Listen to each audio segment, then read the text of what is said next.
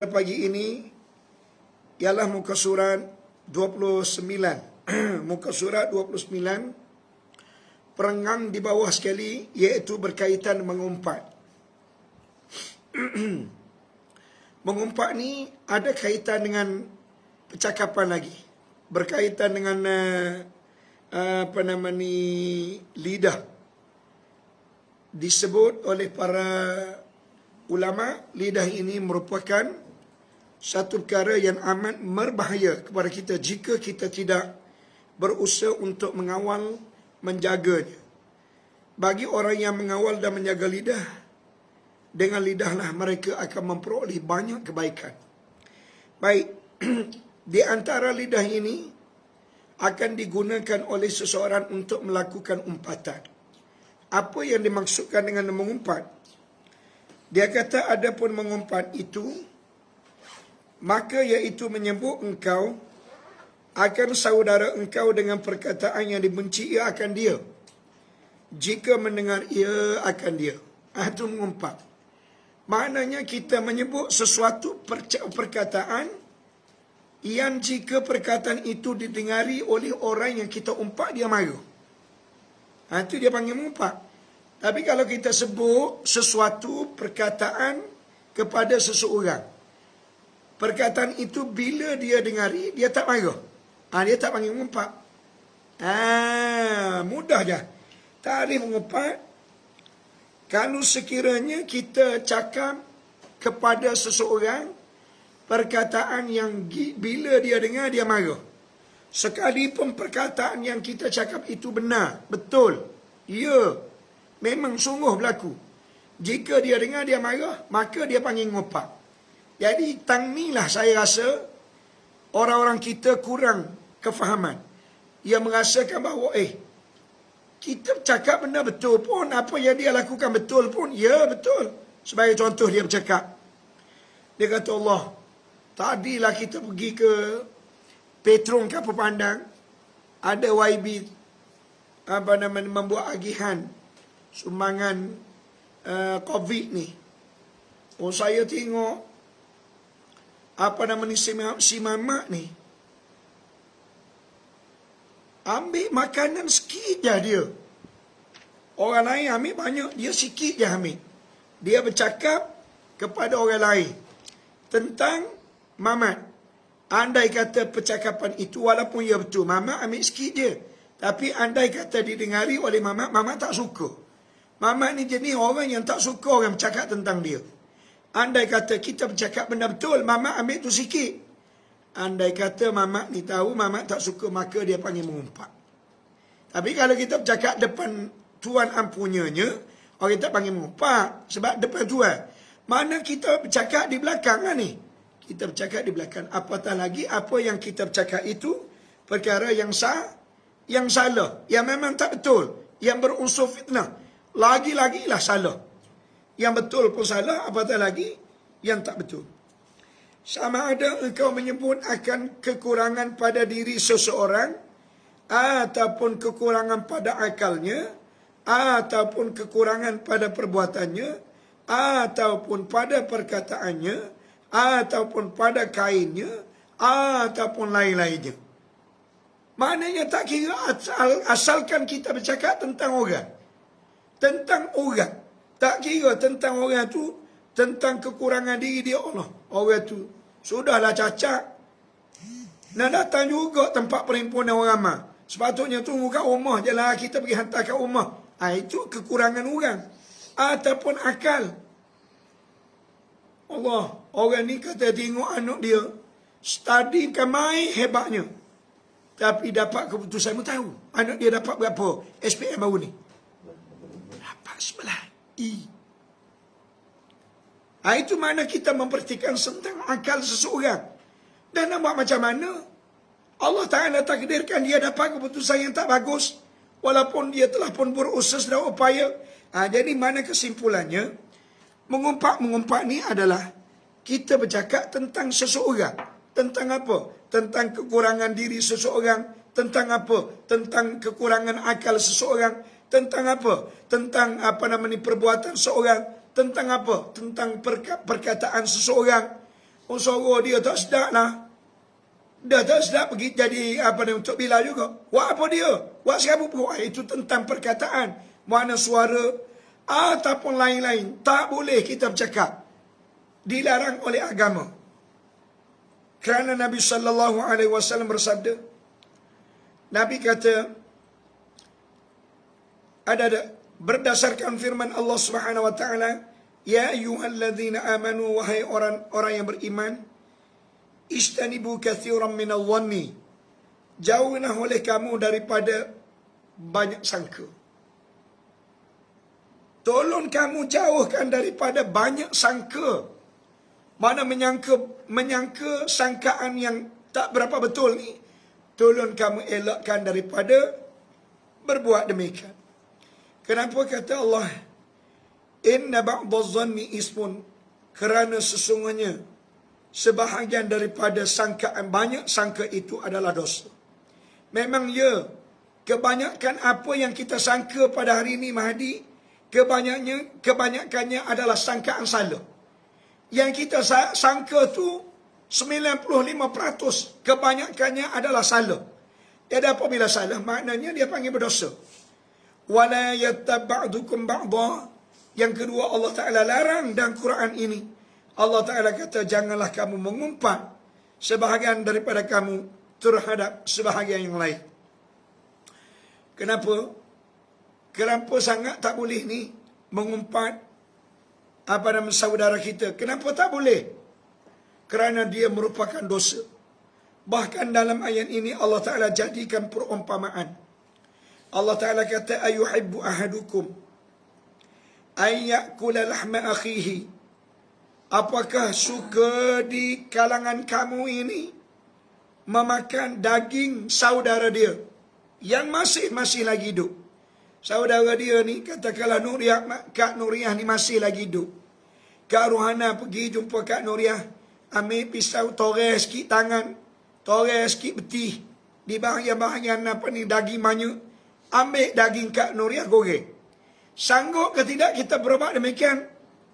Jawab dia, fakarih tumu. Allah Ta'ala tanya, kemudian Allah Ta'ala jawab. Allah Ta'ala kata, sanggup ke tidak kamu makan daging saudara kamu yang masih lagi hidup? Maka sudah tentu jawapannya, fakarih tumu, sudah tentunya kamu tidak sanggup berbuat demikian. Dengan erti kata, kita tak rela berbuat demikian. Kenapa? Kerana demi kasih sayang terhadap saudara seagama, kita tidak sanggup berbuat demikian. Apatah lagi hubungan adik-beradik. Lagi-lagilah kita tidak akan lakukan demikian. Baik, oleh yang demikian, begitulah perumpamaan orang yang suka mengumpat. Orang yang suka mengumpat orang seolah-olah dia makan daging saudara dia. Baik, hari ini pada menikah Khadijah daripada Salah, apakah kita merasa begitu sungguh ketika mana kita mengumpat tu? Ketika mana kita mengumpat tu, apakah kita merasai bahawa kita sedang memakan daging saudara kita? Tak ada. Bahkan barangkali pada pagi ini baru kita tahu rupanya ancaman daripada Allah Ta'ala begitu sekali kepada orang mengumpat. Ya, ancaman ini bukan baru je, lama dah. Quran diturunkan kepada baginda Nabi kita Muhammad SAW 1400 tahun yang lalu. Maknanya lama dah Quran itu turun. Jadi kenapa pada pagi ini baru kita tahu rupanya dosa mengumpat ni besarnya? Kenapa? Jawapannya, sebabmu tak baca Quran. Tak baca Quran. Ada tu kenapa tak baca Quran? Tak ada ke Quran di rumah? Ada Quran di rumah. Ada tu kenapa? Baiklah, kata sebab makna kerana apa? Kerana cuai, kerana leka, kerana menganggapkan Quran ini perkara yang bukan very important. Mana menganggapkan Quran ni macam buku komik, macam majalah mangga, macam perkara yang tak penting lah. Sebab itu orang kita ni akan pegang Quran bila ada masalah. Bila dia sakit, dia baca Quran lah. Apabila anak dia ni lawan dia, tak boleh lagi nak kawal, baca Quran lah. Mana Quran ni ketika mana berhadapan dengan masalah baru baca. Sedangkan Quran ni mesti dibaca pada setiap masa dan ketika. Dan Nabi SAW bersabda lagi, Nabi kata, iyakum wal ghibah. Nabi kata, jauh oleh kamu akan mengumpat. Fa innal ghibata, sesungguhnya mengumpat ni kata Nabi, asyaddu minaz zina. Dosa dia lebih berat, lebih besar, lebih dahsyat daripada zina lagi.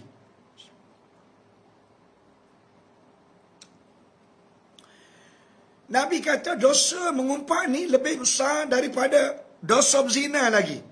Dosa berzina ni Muhammad Sofi, besar dah orang berzina ni.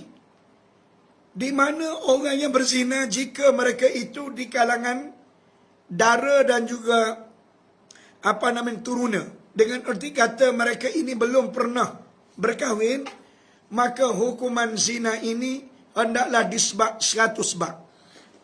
Ingat, 100 bab. Besar tak besar dosa zina.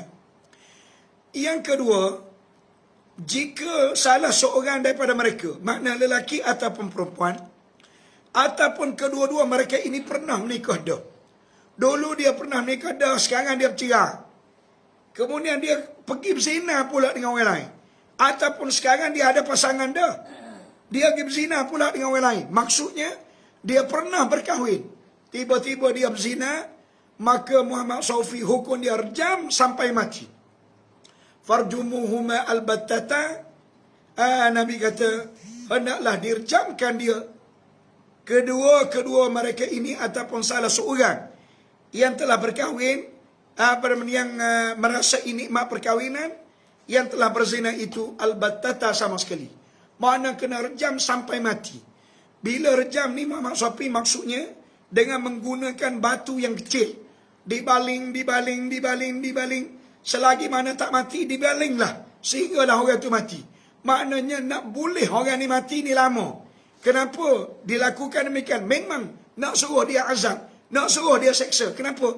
Molek-molek ada bini yang halal, molek-molek pernah merasai nikmat perkahwinan yang sah, tiba-tiba pergi cari lagi makanan yang haram, iaitu pergi makan lagi dengan cara berzina. Sedangkan nak merasai nikmat perkahwinan ini bukan payah pun Kak Azizun. Tak payah. Pergi cari mana-mana perempuan yang you sukai, masuk jumpa dengan ayah dia, nyatakan hasrah nak kahwin, bawa duit RM80, menikahlah. Apa masalahnya? Yang jadi masalah kita sekarang payah nak menikah. Sebab kita sekarang ni bingung. Kita sekarang ni jadi mabuk. Selalu kita melihatkan environment, persekitaran. Oleh kerana kita tengok jiran kita nak nikah, kena ada plumbing. Orang tu nak menikah, kena ada begini, kena buat begini. Itu semua memerlukan kewangan yang banyak. Akhir sekali budak ni tak sempat lagi menikah. Projek dulu. Habis, hancur segala-galanya. Yang kita bertahan anak kita semenjak daripada lahir sehingga saat itu sekelip mata dihancurkan oleh pasangan dia. Yang menghancurkan anak ni siapa dia? Anak ke kita? Kita ibu bapa yang mabuk betul ni. Ibu bapa yang mabuk betul ni lah yang menghancurkan kedudukan anak. Ingat baik-baik. Biar terasa sikit ibu bapa ni. Kadang-kadang ibu bapa ni, mak lah yang lebih-lebihnya. Ayah agaknya kurang sikit. Mak ni lebih. Sebab dia nak action. Nak style sangat benda-benda lagu ni. Andai kata kita orang yang berkemampuan, boleh. Itu saya sebut tu orang yang miskin. Orang miskin kadang-kadang dia tengok nak buat macam orang yang ada duit juga. Jangan. Kita tak boleh nak sama dengan orang. Orang yang ada duit, Allah Ta'ala beri kepada dia rezeki nak buat macam mana. Kita Allah Ta'ala kurangkan rezeki nak buat macam mana. Kita ikutlah sekadar mana pemberian Allah Ta'ala kepada kita. Kita syukur. Barangkali anak kita cepat berkahwin. Anak kita menjadi orang besar. Anak kita menjadi orang kaya. Akhirnya kita juga akan menjadi orang kaya. Barangkali. Baik. Qila lahu kaifa. Lalu ditanya Nabi. Kaifa. Bagaimana ya Rasulullah? Yang kamu katakan dosa mengumpat ini lebih besar daripada dosa zina ni. Sedangkan apa yang kami nampak, dosa zina ni lebih besar daripada dosa mengumpat. Mengumpat ni tak hebat sangat. Sebab kadang-kadang kita duduk saja-saja kita boleh mengumpat. Tapi berzina ni payah nak buat. Berzina ni kena teka dulu seorang perempuan. Biar dia berkenan dulu dengan kita. Lepas tu kena pergi cari pula tempat yang selamat untuk lakukan perbuatan. Kena pastikan tidak ada orang di persekitaran. Mana payah nak berzina ni. Sedangkan kamu kata dosa mengumpat lebih besar daripada dosa zina. Yang kami nampak macam zina ni lebih payah nak buat dia jika dibandingkan dengan mengumpat. Nabi kata begini, qala innar rajula qad yazni. Nabi kata begini, aku nak bagi gambaran kepada kamu supaya mu nampak. Seorang laki-laki apabila dia berzina, wa yatubu, lalu timbul keinsafan dan dia bertaubat kepada Allah Ta'ala, fayatubullahu alaihi, sudah tentu Allah Ta'ala terima taubat dia.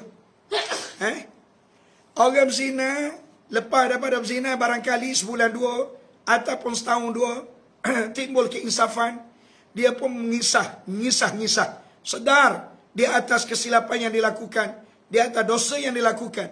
Akhirnya dia bertaubat kepada Allah Ta'ala. Allah Ta'ala terima taubat dia, orang yang berzina ni. Tapi kata Nabi, wa inna sahibal ghibah, tetapi orang yang mengumpat, la yughfaru lahu hatta yaghfira lahu sahibuhu, Allah tidak akan ampun dosa dia selagi mana orang yang dia umpat tidak memberi keampunan. Inilah yang menjadi lebih susah ni awak. Dayang Natasha, Dayang, apabila Dayang mengumpat, contoh sorry Dayang saya pun tak kenal. Dayang tolong perkenalkan daripada mana Dayang. Thank you, terima kasih Dayang mengikuti pengajian kita ni. Katakanlah Dayang mengumpat ke Ainun, sampai satu ketika Dayang insaf, menyesal di atas perbuatan itu. Dayang pun angkat tangan, ya Allah, ya Tuhan kami, menyesalnya kami mengumpat ke Ainun. Ya Allah, kami pohon Engkau ampunlah dosa umpatan kami itu. Allah Ta'ala tidak akan ampun dosa Dayang. Dayang ulanglah banyak kali, sekalipun taubat itu, Allah Ta'ala tidak akan terima taubat Dayang selagi mana Ainun tidak memberi kemaafan. Oleh yang demikian, prasyarat untuk Dayang diterima taubat itu, Dayang kena cari dulu Ainun. Katakanlah Ainun tak tahu di mana. Kita sekarang mudahnya kita nak bercakap, kita tengok dalam TV, orang tu tak kena dengan selera kita, kita hentam dia. Kita tak tahu orang tu duduk di mana. Jadi ini juga dikatakan mengumpat. Jadi maknanya, selagi mana Dayang tidak jumpa Ainun untuk memohon kemaafan, selagi itulah Allah Ta'ala tidak memberi keampunan. Inilah yang dimaksudkan oleh baginda Nabi SAW, bahawa dosa mengumpat ini lebih besar jika dibandingkan dengan dosa berzina. Berzina ni dia melibatkan dua orang je. Orang lelaki, orang puan. Ada pun mengumpat ni dia melibatkan ramai orang. Jadi oleh yang demikian, murid-muridku yang ku kasih, cuba secara upaya kawal lidah kita daripada sebelum ini suka mengumpat kepada tidak lagi mengumpat.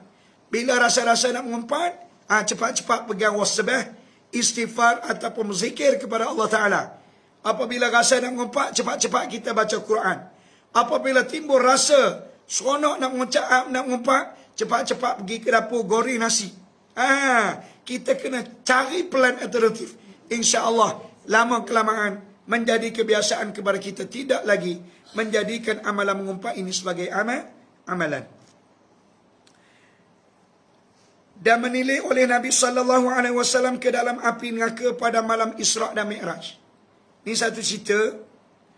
Cerita Nabi SAW, dia beritahu pada malam Isra' dan Mi'raj, Nabi dibawa berjalan oleh malaikat Jibril yang selalu menemani Nabi pada malam itu, melawat apa? Melawat neraka. Pada malam tu Nabi dibawa melawat neraka dan juga Nabi dibawa melawat syurga. Nabi tengok dah neraka dan Nabi tengok dah syurga. Jadi pada malam Nabi melihat ke dalam syurga, ke dalam neraka, maka tiba-tiba di dalam neraka ini beberapa orang lelaki yang sedang memakan bangkai. Nabi tengok, ya Allah Rabbi, teruknya orang ni sedang makan bangkai. Ya Allah, bangkai awak. Bangkai ini mana binatang mampu lah. Binatang mampu. Kalau kita tengok sekarang ni, kalau orang makan binatang mampu tu, ya Allah Rabbi, teruknya orang ni. Kalau makan binatang yang disembelih, mentah-mentah tu boleh kira lagi. Ini binatang hak mampu. Lembu mampu habis makan, ya Allahu Rabbi. Hinanya orang ni. Kejinya, jijiknya. Lalu Nabi bertanya malaikat Jibril. Wahai Jibril, siapakah mereka ini yang memakan bangkai? Lalu Jibril menjawab. Jibril kata mereka ini adalah orang yang suka mengumpat. Waktu mereka dalam dunia dulu, suka sangat mengumpat. Maka balasan Allah Ta'ala di akhirat, sudah yang pertama, Allah Ta'ala masuk dia dalam neraka. Azab yang pertama. Azab yang kedua, makan. Memakan bangkai pula. Itu maknanya kita panggil sudah jatuh, ditimpa tangga. Makna 2 kali azab. Tapi sebenarnya orang masuk neraka ni bukan 2 kali. Banyak lagi azab dia. Kalau dia dahaga, Allah Ta'ala beri air yang mendidih. Sekali masuk dalam tengkok dia, hancur lebur orang-orang perut dia. Kadang-kadang makanan ahli neraka ni adalah pokok-pokok yang berduri. Jadi ini sebagai satu keseksaan dan azab kepada mereka ini, padan dengan muka dia. Sewaktu hidup dalam dunia dulu, orang minta supaya lakukan kebaikan, dia sombong, dia tak nak lakukan. Kerana dia menganggapkan bahawa Tuhan ni seolah-olah ayah dia. Akan bertemulah buku dengan wah. Sebab itu sahabat-sahabatku sekalian, ingat baik-baik. Allah Ta'ala ni Rabbul Khaliq. Tuhan pencipta kita. Apabila Allah ni adalah Tuhan, apa yang Allah Ta'ala perintah kita kena buat. Walaupun berat kita nak buat, kita kena buat. Sebab apa? Sebab apa yang Allah Ta'ala perintah, Allah Ta'ala tahu. Kita mampu buat. Kita boleh buat. La yukallifullahu nafsan illa wus'aha. Allah Ta'ala kata, Allah tidak memberatkan seseorang itu kecuali sekadar kemampuan dia. Allah Ta'ala tahu. Sebab itu kadang-kadang kita tengok kat Kusmiati, orang ni, ya Allah Rabbi, anak dia 20 orang. Duit sumber keuangan tak banyak pun. Kita fikir kesian kepada dia bagaimana dia nak membesarkan anak yang ramai ni. Allah Ta'ala tahu kat Kusmiati. Allah Ta'ala sudah mengatur rezeki budak-budak ni, rezeki mak ayah dia, apa pekerjaan dia. Cuma pada pandangan zahir kita manusia sama manusia. Bila kita tengok apa yang berlaku pada dia tak sama dengan apa yang berlaku pada kita, kita berasa Allah sedihnya. Sebagai contoh kat Nur Azizul ni, macam Datuk Seri Vida orang kaya. Tapi anak tak ramai, anak 2 orang aja. Anak 2 orang tapi harta berjuta-juta. Bila dia tengok Kak Yati duduk rumah flat, dia akan mikir Allah, sianya Kak Yati. Kenapa? Sebab dengan kepicikan sumber keuangan itu, jika dibandingkan dengan kelapangan yang Allah Ta'ala beri kepada dia. Yalah, mu 8 lah, dah anak mu 2 orang. Kawan ni 10 orang. Patutlah menjadi sempit kehidupan dia. Tapi walau bagaimanapun, sebenarnya 2 orang ni antara Kak Nur Azizun dengan Kak Yati ni mempunyai nikmat yang lebih kurang. Barangkali Kak Nur Azizun, Allah Ta'ala beri nikmat dia, harta dia banyak. Manakala Kak Nur Hayati, Allah Ta'ala tarik sikit harta. Allah Ta'ala beri nikmat kepada Kak Nur Hayati, anak ramai. Jadi dua-dua ni sama-sama memperoleh nikmat. Bila? Apabila Kak Nur Azizun, Kak nak mati. Dekat nak mati, dua-dua orang anak ni tak duduk dengan dia. Rumah besar, akhir sekali dia duduk dengan kucing. Duduk dengan kucing, bela kucing 10 ekor. Dengan panggil kucing, duduk teman dia. Anak dia tak datang dah. Maka di waktu ini akan sengsaranya Kak Nur Azizun. Manakala Kak Yati pula, di peringkat permulaan nak memperbesarkan anak susah. Sebab apa? Sebab anak besar, anak memerlukan sumber keuangan yang banyak. Tapi Allah Ta'ala dah atur dah. Walaupun kamu tidak ada sumber keuangan, tapi boleh kamu besarkan anak. Bila Kak Yati ni akan memperoleh kesenangan? Saat Kak Yati nak mati. Saat Kak Yati nak mati, semua anak-anak 10 orang duduk di persekitaran dia. Menyebabkan pada waktu tu happy memanjang. Happy Kak Yati kan. Kalau banding dengan Kak Azizun dulu, yang mengelilingi dia adalah kucing. Anak dia bagaimana? Anak dia duduk di luar negara, overseas. Telefon, baliklah. Ma tak berapa sihat. Orang sibuk, ma. Sorry lah. Nanti apabila orang ada masa yang terluan, orang balik. Pak sudah, pak mati. Tak balik-balik. Kenapa? Anak kata aku nak balik. Wah, apa? Sebab aku ada duit dah. Aku senang dah. Tak perlu pun aku balik. Kalau balik pun tak ada apa juga. Rumah besar saja ya. Ma aku bukan duk kawan pun dengan orang. Oleh kerana rumah besar, dia nak berkawan dengan siapa? Ingat baik-baik tuan-tuan sekalian. Sepatutnya apabila rumah kita besar, kita panggil, kita mengundang jiran-jiran kita yang miskin, yang susah-susah, anak yatim, budak-budak tahfiz, selalu datang ke rumah kita. Buatlah apa-apa aktiviti. Sepatutnya begitu.